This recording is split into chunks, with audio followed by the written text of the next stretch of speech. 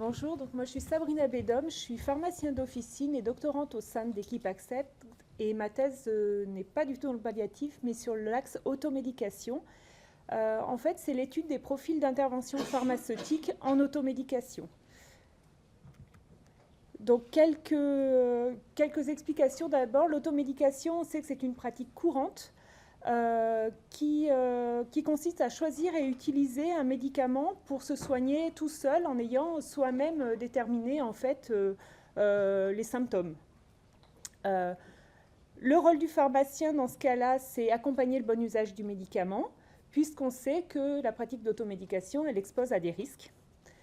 Alors, qu'est-ce que l'intervention pharmaceutique? L'intervention pharmaceutique, elle est définie comme toute proposition qui est initiée par le pharmacien pour modifier la thérapeutique médicamenteuse. C'est-à-dire, on vient nous demander quelque chose et on dit, ben non, non parce qu'il va falloir changer pour une raison.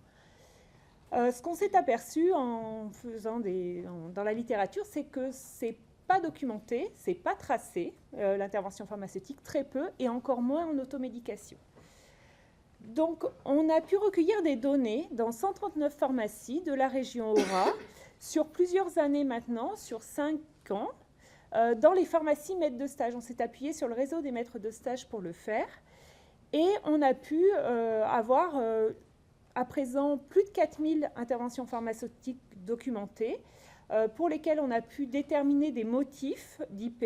On a pu aussi observer les molécules qui étaient les plus concernées. Et puis aussi les populations qui étaient les plus touchées.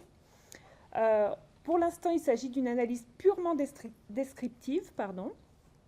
On a pu valoriser, il y a un article qui est sorti l'année dernière sur la population pédiatrique spécifiquement. Là, on est en cours de rédaction d'une publication sur les IP globales, en fait, sur l'ensemble des interventions pharmaceutiques.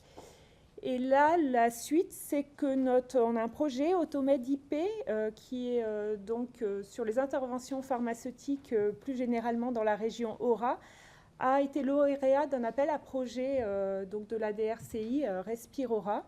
Et donc, on va pouvoir généraliser ça et puis surtout passer aussi à une étude interventionnelle pour pouvoir observer quel était l'impact de l'intervention pharmaceutique et de son suivi sur la prise en charge du patient en automédication.